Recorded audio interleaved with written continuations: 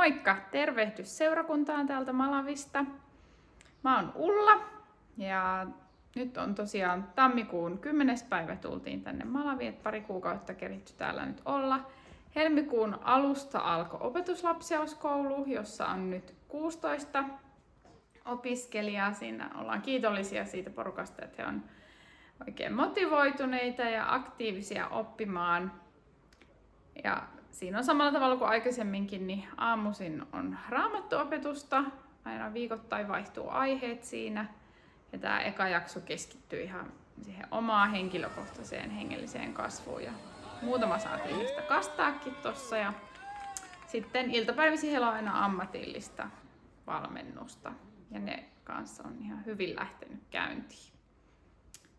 Ja lapset on sopeutunut aika helposti tänne takaisin Malaviin, niin kuin myös me aikuisetkin, että siitä ollaan myös kiitollisia, että on hyvä olla takaisin täällä. Ja ystävyyssuhteet oli jo valmiina ennalta niin ennen Suomi-jaksoa, niin se on myös helpottanut sitä.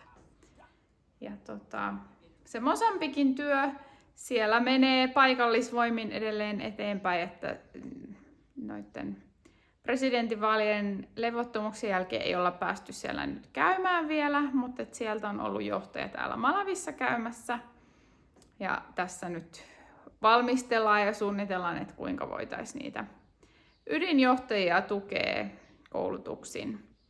Et siihen valmistaudutaan tämän kevään osalta ja mahdollisesti myöhemmin keväällä on sitten tulossa matkoja sinne, jos tilanne siellä edelleen jatkuu rauhallisempana, mitä se on nyt vähän jo ollutkin.